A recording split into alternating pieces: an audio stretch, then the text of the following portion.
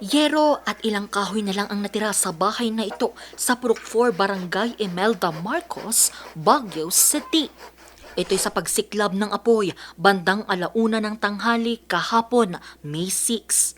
Ayon sa kanilang kapitbahay, nakita na lamang niya na mayroong makapal na usok na nagmumula sa kusina ng bahay. Nandun ako sa baba naglilinis. Tapos, nung mga 1:20 ganon, umakyat na ako kasi gutom na nga ako. Tapos, ewan ko kung anong tunog mga yon. Yung nakita ko, sunog na, asok. Umaasok na dito sa bahay. Ay, so sad. Pero wala tayong magawa.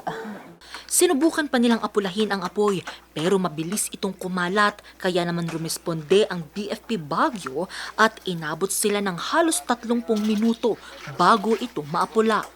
Umabot lang sa unang alarma ang sunog at nagbigay na ng paunang tulong ang barangay sa apektadong pamilya.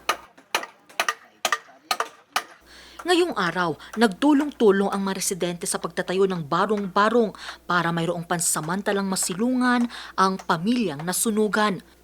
Yung mga tulong na ginawa ng aming constituent dito, lahat kami po, nandito kami lahat kahapon. At least naka-full force kami, yung mga kagawad nandito na naka-assist sa kanila. Tapos yung commanding force na ginawa namin, yung bawat isa, kung anong dapat gawin ng bawat isa. May mga cash. Oo, may food rin.